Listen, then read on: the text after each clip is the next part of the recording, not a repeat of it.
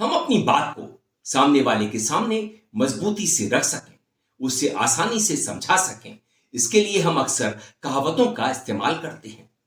शादी करने और ना करने के बारे में तमाम कहावतें हमने सुन रखी हैं, जैसे कि शादी का लड्डू जो खाए वो पचता है और जो ना खाए वो पचता है। अब मोदी जी ने शादी का लड्डू तो खाया था, घर पर दुल्हन लेकर के आए थे, मगर उन्हें पछतावा होने लगा था, इसलिए उन्होंने तय किया कि वो आरएसएस का प्रचारक बनकर के देशाटन पर निकल पड़ेंगे। सो वो निकल लिए, जहां भी वो जाते, जिसके यहां भी वह ठहरते, उसी की रोटी तोड़ा करते। खैर, ये तो रही मोदी जी की कहानी, मगर दोस्तों चर्चा इन दिनों इस बात के लिए मोदी जी की नहीं होती कि उन्होंने शादी क्यों की थी, शादी क्यों नहीं निभाई थी, और उन्हें शादी के बारे में ज्यादा पता नहीं है। चर्चा तो इन दिनों आरएसएस प्रमुख मोहन भागवत की होने लगी है, क्योंकि उन्होंने देश के युवक युवतियों के सामने एक ऐसा नायाब विचार रख दिया है कि आप 3 बच्चे पैदा कीजिए, इससे देश में हिंदुओं की आबादी बढ़ेगी, हिंदू सेना खड़ी हो जाएगी और मुसलमानों से हिंदुओं की रक्षा हो जाएगी। संख्येचा उल्लेख झाला, जनसंख्या कमी होते फार चिंता आहे, चिंतेचा विषय आहे। त्याचं कारण ते शास्त्र, लोकसंख्या शास्त्र जे आधुनिक ते असं सांगतं की 2.1 च्या खाली जायला लागलो तर तो समाजच नष्ट होतो। कोणी त्याला मारेल असं नाही, तो काही नसलं संकट तरी तो समाज नष्ट होतो, पुढे चालत नाही। पण त्याच्यातही असं सांगतात की 2.1 च्या खाली 2.1 म्हणजे 0.1 तर माणूस जन्मत नाही ना, 2 पेक्षा जास्ती पाहिजे, 3 पाहिजे कमीत कमी।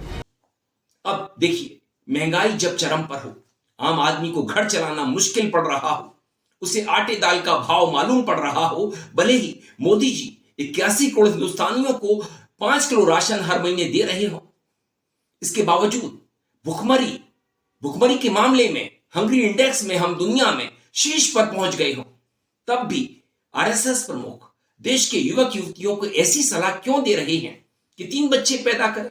अव्वल तो आजकल के माता पिता अपनी बच्चियों की शादी करने में खुद को असमर्थ पा रहे हैं, क्योंकि उनके पास उतना पैसा नहीं है। किसानी में बहुत मुश्किल उनके सामने खड़ी होती जा रही है, क्योंकि उन्हें एमएसपी नहीं मिलती। फिर भी हमारे मोहन भागवत जी, जो खुद को आ रहे हैं, जिन्होंने शादी नहीं की है मगर बारातें की हैं, उन्हें बारातों का एक्सपीरियंस है।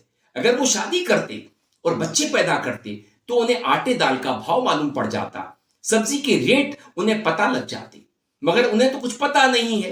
रोटी उन्हें आसानी से मिल जाती है। सो वो देश के युवक युवतियों को ऐसी सलाह दे रहे हैं जिसके चलते उनकी दशा और भी खराब होने वाली है। 3 बच्चे पैदा करना क्या इन दिनों आजकल के दौर में आसान काम है? अरे 1 बच्चा आदमी पैदा कर ले, घर चला ले, उसे पढ़ा ले लिखा ले, वही उसके लिए असंभव सा होता हुआ प्रतीत हो रहा है। मगर मोहन भागवत जी का क्या करें, जिन्होंने शादी नहीं की है, सिर्फ बारातें की हैं। शादी तो मोदी जी ने की थी और देशाटन पर निकल लिए थे। शादी योगी ने भी नहीं की है, सिर्फ बारातें की हैं। तो दोस्तों, जो शादी का अनुभव होता है वो बारातें करने से कभी आ ही नहीं सकता। इसलिए दोस्तों, वीडियो के अंत में मैं यही कहूंगा, बारातें करने से शादी का अनुभव आ ही नहीं सकता। उसके लिए शादी करनी पड़ती है, घर में दुल्हन लानी पड़ती है, उससे निभाना पड़ता है। इन गवारों को इस तरह के अनुभव के बारे में बिल्कुल पता नहीं है। मुफ्त की ये सलाह आज के युवक युवतियों को बड़ी भारी पड़ेगी, इसलिए ऐसी सलाह मोहन भागवत जी ना दे। अगर सलाह देनी है तो मोहन भागवत जी मोदी जी को दे दे। उनकी दुल्हन घर में उनका इंतजार कर रही है, और उम्र के इस पड़ाव में पति पत्नी को एक दूसरे की बड़ी आवश्यकता होती है, बड़ी जरूरत महसूस होती है। अगर मोदी जी इस तरह की सलाह को मान लें तो हम मोदी जी की जय बोल सकते हैं।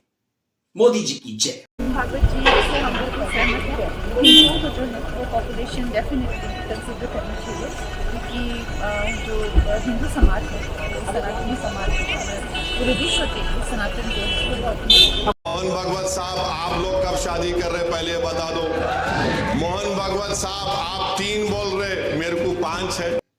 दोस्तों, वीडियो पसंद आए तो आप इसे लाइक कीजिए, दोस्तों साथियों में खूब शेयर कीजिए, चैनल को सब्सक्राइब भी कर दीजिए, बेल आइकन का घंटी जैसा बटन जरूर दबाइए, जिससे कि आने वाली वीडियो की आपको नोटिफिकेशन मिल सके। आपकी प्रतिक्रियाओं का मुझे इंतजार रहता है, मेल आईडी और कमेंट बॉक्स में जरूर कीजिए। मैं था आपके साथ अरविंद, आप देख रहे थे मुझे अपने ही प्लेटफॉर्म अरविंद दिल से पर।